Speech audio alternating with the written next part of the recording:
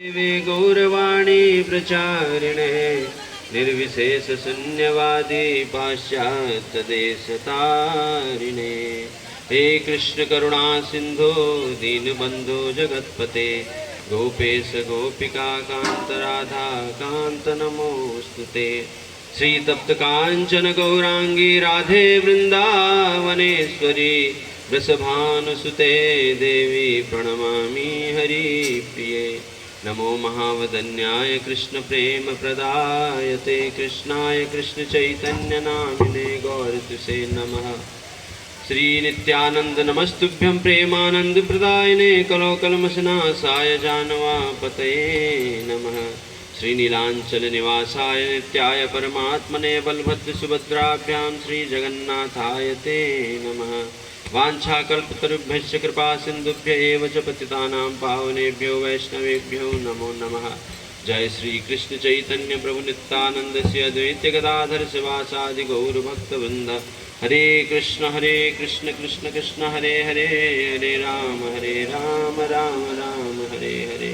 मुखं करोति वाचालं पङ्गुलङ्घायते गिरिं यत्कृपातमहं वन्दे श्रीगुरुदीनतारिणम्। हरे कृष्ण।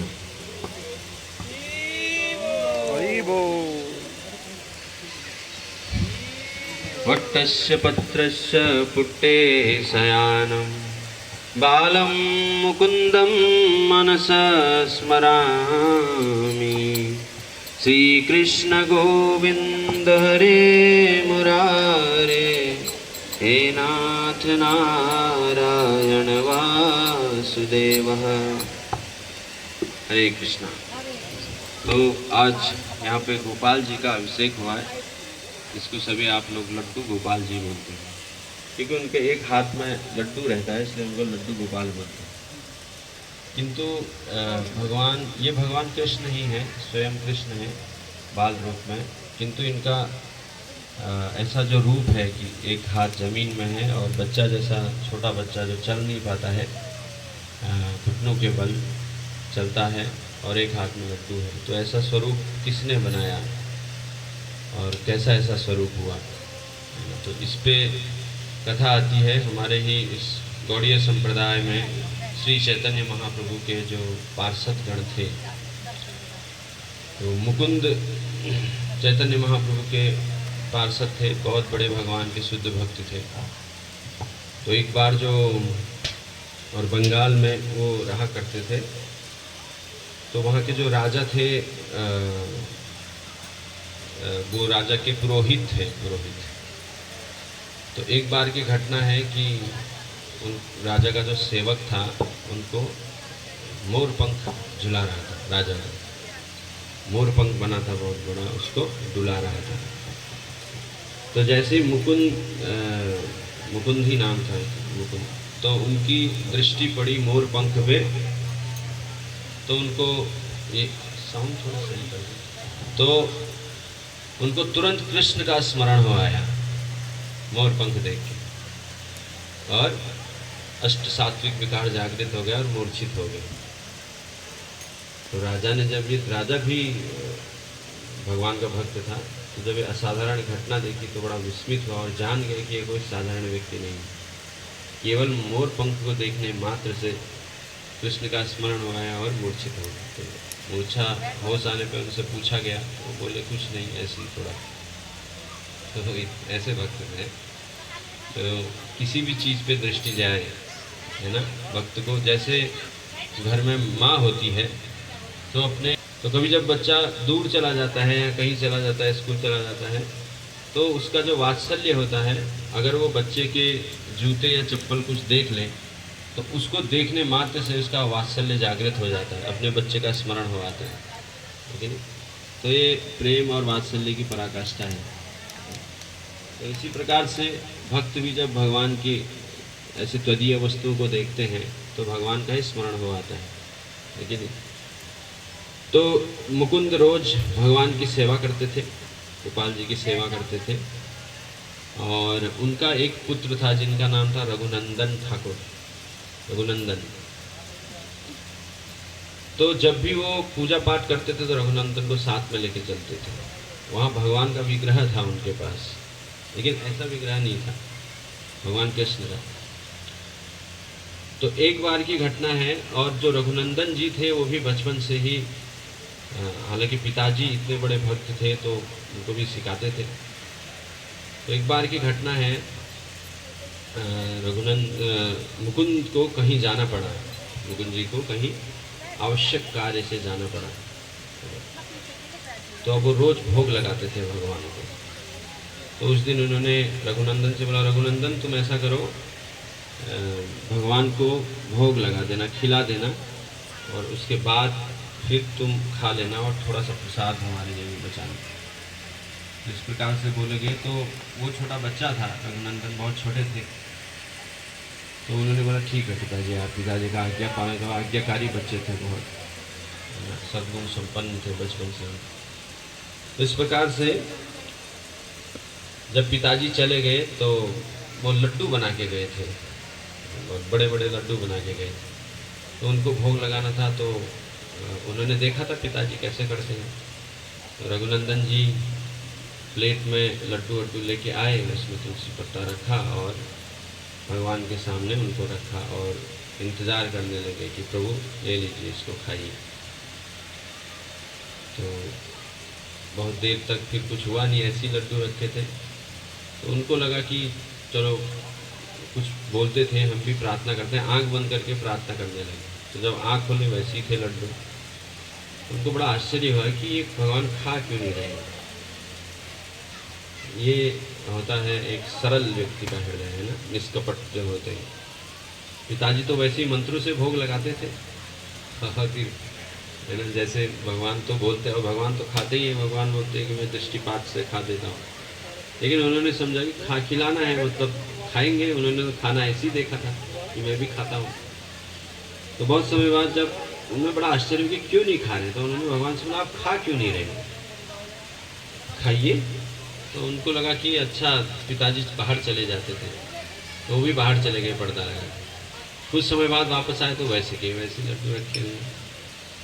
तो बोले आखिर खा क्यों नहीं रहे। तो धीरे धीरे अब वो विहल रोने लग गए। पिताजी आएंगे और पूछेंगे कि क्यों नहीं खाया है, तो क्या जवाब दूँगा। इसका मतलब कहीं ना कहीं कुछ कमी रह गई है क्या। तो सब कुछ छान मारे लेकिन कुछ मिला नहीं ऐसा। तो काफ़ी प्रार्थना की उन्होंने, इसको खाइए। जब नहीं खाए तो एकदम रोने लग गए। छोटा बच्चा था, इतना विलाप करने लगे, इतना विलाप करने लग गए कि एकदम भगवान का हृदय द्रवित हो गया। तो भगवान का हृदय द्रवित हो गया और भगवान तुरंत प्रकट हो गए वहाँ, और एक हाथ से लड्डू को खाया और सारा कुछ खा गए। ये वास्तविक घटना है, और सारा खा गए। अब वो परेशान, अरे पहले तो खा नहीं रहे थे, अब बिल्कुल नहीं छोड़ा, पिताजी मांगेंगे कुछ, है कि नहीं। तो अब क्या कैसे करें। तो बोले आप तो सब खा गए भाई। तो चलो ठीक है, कोई बात, खुश हो गए, चलो खाए तो सही कम से कम, पिताजी अब डांटेंगे नहीं। बोले ठीक है, बहुत बहुत धन्यवाद आपका, आप सो जाइए। तो जब पिताजी कुछ समय बाद आए, बोले रघुनंदन लाओ प्रसाद दो थोड़ा। बोले प्रसाद, प्रसाद तो भगवान सब खा गए। तो बोले ये क्या बोल रहा है, मतलब भगवान खा गए मतलब थोड़ा प्रसाद दो जो भोग लगाया हुआ था। बोले वो तो सब खा गए। तो उनको लगा कि झूठ बोल रहा है, खुद खाया है और भगवान का नाम है। चलो कोई बात नहीं। लेकिन फिर भी हरे कृष्ण।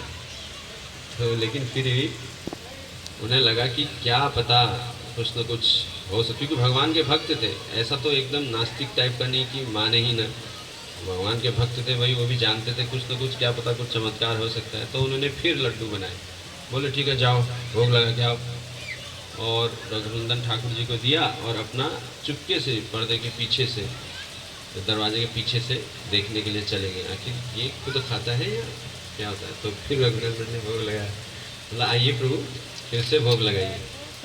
तो 2-3 बार बोले तो भगवान आ गए और भगवान उसमें से लड्डू उठाया, आधा लड्डू खाए।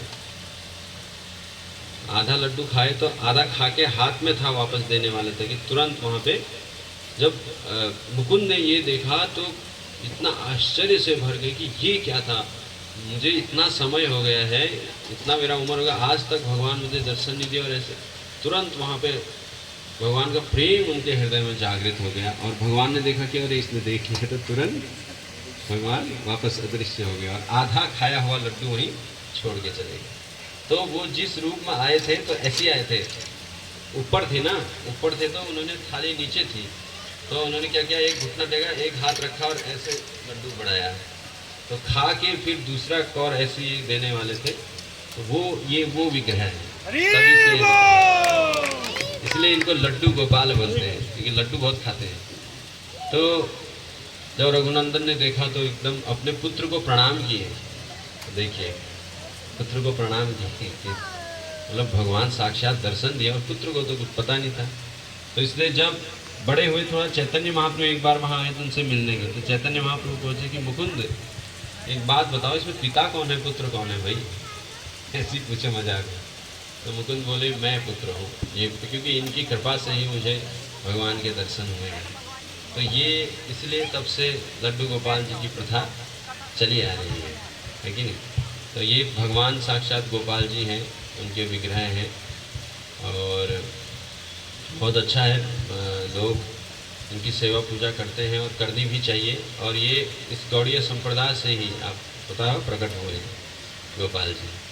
तो उस समय मुकुंद कुछ विधि विधान इनके होते हैं सेवा करने के। तो अच्छा है कि पहले तो ये इनके इन प्रकार हम कैसे भी भगवान की सेवा में संलग्न रहें, बहुत अच्छा बात है, बहुत बढ़िया है ये। और वैसे तो शास्त्र में आप देखेंगे इस कलयुग के लिए विशेषतर 2 चीज़ें बताई गई हैं, श्रवणम और कीर्तनम। अगर मान लीजिए कोई सक्षम नहीं है और कोई नियम पालन नहीं कर सकता है और विग्रह सेवा नहीं कर सकता है, तो वो ना भगवान के नाम का जप करे और उनकी कथा सुने, है ना। तो ये 2 चीज़ें करने, जितना शक्तिशाली है विग्रह पूजा, जितना पंचरात्र विधि है, उतना ही शक्तिशाली ये भी है। बहुत अच्छा है कि ये ज़्यादा से ज़्यादा किया जाए, और भगवान की प्रत्यक्ष सेवा कर रहे हैं वो तो और भी अच्छा है ये करते हुए। लेकिन इस चीज़ को मिस नहीं करना चाहिए, भगवान के नामों का जप और उनकी कथा का श्रवण, उसके साथ सेवा। भगवान इस चीज़ को ज़्यादा पसंद करते हैं। और क्योंकि भगवान का जो विग्रह सेवा है वो बहुत कठिन है, उसमें बहुत नियम है, अगर थोड़ा भी चूक गए तो फिर उल्टा प्रभाव होता है, लेकिन क्योंकि भगवान की विग्रह सेवा आसान नहीं है ना, इस कलयुग के लिए तो विशेषतर बताई नहीं गई है। अगर करना है फिर अच्छी तरीके से कम जितना हम उसमें फॉलो कर सकें उतना अवश्य करना चाहिए। क्यों? क्योंकि भगवान सुप्रीम पर्सनालिटी है, बहुत महान है, हम उनको अपने लेवल पे नहीं ला सकते हैं, हमें उस लेवल पे जाना पड़ेगा, ये हमेशा याद रखना चाहिए। 2 चीज़ें होती हैं, शास्त्रों के वचनों को एक तो हम फॉलो करें और उस लेवल पे जाएं जिस लेवल पे शास्त्रों के वचन है, या दूसरा उसको अपने लेवल पे लेके आ जाए। तो ये बहुत गलत है कि हम भगवान को अपने लेवल पे लेके आ जाएं। है बहुत जगह ऐसा किंवदंती होता है कि कुछ पता रहता नहीं तो अपने मन से भगवान के, और फिर बोलते हैं कि ये हमारा भाव है। देखिए, इस चीज़ को बहुत अच्छी तरह समझना चाहिए। अगर हम कोई कार्य कर रहे हैं और उनका हमको प्रतिफल नहीं मिला तो भी श्रम एवं ही केवलम। कोई भी कार्य कीजिए, वो डिवोशनल में तो और भी अच्छी तरह बताया जाता है कि पूछो इतना समय हो गया है, आपका कुछ प्रगति हुआ क्या? अगर नहीं हुआ तो ढूंढो कहाँ पे गलती हुई। तो आध्यात्मिक उसमें तो और जल्दी रिजल्ट चाहिए ही चाहिए। भगवान में प्रीति, रिजल्ट का क्या मतलब होता है कि भगवान से प्रीति हो और हम कार्यों को अच्छी तरह से करें और निषिद्ध कर्म न करें, ये बहुत ही महत्वपूर्ण है नहीं। तो हमें सहज भाव से नहीं लेना चाहिए, इन चीज़ों को सहज भाव से नहीं लेना चाहिए। तो और क्योंकि वो भगवान है, आपको मालूम है भगवान की सेवा करने के लिए क्या गुण चाहिए। लक्ष्मी सहस्त्र शत संभ्रम सेव्यमानम, लाखों लक्ष्मियाँ, सहस्त्र लक्ष्मियाँ लाइन में खड़ी रहती हैं भगवान की सेवा करने के लिए। अब लक्ष्मी कौन है? लक्ष्मी भगवान की प्रेयसी है ना। वैकुंठ में तो एक ही लक्ष्मी आपने देखी होगी, लेकिन गोलोक धाम में सहस्त्र लक्ष्मियाँ, और लक्ष्मियाँ हर चीज़ में एक्सपर्ट हैं, हर चीज़ में। हम में वैसी क्वालिटी है क्या, वैसा गुण है क्या कि भगवान हमसे सेवा स्वीकार करेंगे? हरे कृष्ण। जय श्री श्री राधा दामोदर की। लेकिन फिर भी देखिए भगवान इतने दयालु है कि हमें अपनी सेवा देते हैं, है ना, प्रकट होकर विग्रह रूप में अपनी सेवा देते हैं और हमें करना भी चाहिए। हमारे ही लिए आए हैं वो, हमारे ही लिए आए हैं, है ना। तो देखिए इतने सुंदर सुंदर भगवान हैं, बस हमें थोड़ा इतना करना है कि जैसा भगवान बोलते हैं वैसा करना है कि नहीं। तो भगवान ने बहुत कुछ बताया हुआ है कि कैसे मेरी सेवा करना, और बहुत आसान भी है। बस ये है कि उनके मन का करते हुए उनको प्रसन्न कीजिए और निश्चित भगवान आप पे कृपा करते हैं और निश्चित हमसे फिर संबंध स्थापित होता है भगवान के साथ हमारा। हरे कृष्णा। श्री श्री गोपाल जी की, जगत गुरु श्रील प्रभुपाद की। बहुत बहुत धन्यवाद आप सभी लोगों का, और फौजी लोगों का भी बहुत बहुत धन्यवाद कि इस तरह का आयोजन हमें करते रहना चाहिए, और ये भी भगवान में प्रीति बढ़ाता है, भगवान की भक्ति को बढ़ाता है। और सभी प्रभुजी लोगों का मैं बहुत बहुत धन्यवाद देना चाहूँगा जो जनमानस में इस प्रकार से इस भगवत कार्य को स्थापित कर रहे हैं। और ये जीवन का एक बहुत महत्वपूर्ण कार्य है कि लोगों को भगवान की भक्ति में लगाना। पहले के जो राज ऋषि हुआ करते थे और अपनी प्रजा को भगवान की भक्ति में लगाते थे, अब वो राज ऋषि तो रहे नहीं, लेकिन यहाँ पे ऋषिगण हैं, हमारे महामुनि प्रभुजी लोग हैं, नाम ही महामुनि प्रभुजी लोग हैं, और सब यहाँ के भगवान का भगवत कार्य कर रहे हैं, आप सबको भगवत शिक्षाएँ दे रही हैं। तो इन लोगों का संग करना चाहिए, और क्योंकि ये लोग जानते हैं कि भगवत भक्ति निस्वार्थ भाव से होता है, और भगवत भक्ति करने से ये हम समस्त जितने भी हमारे कष्ट होते हैं, जितनी भी हमारी समस्याएं हैं, भगवत भक्ति करने मात्र से ही वो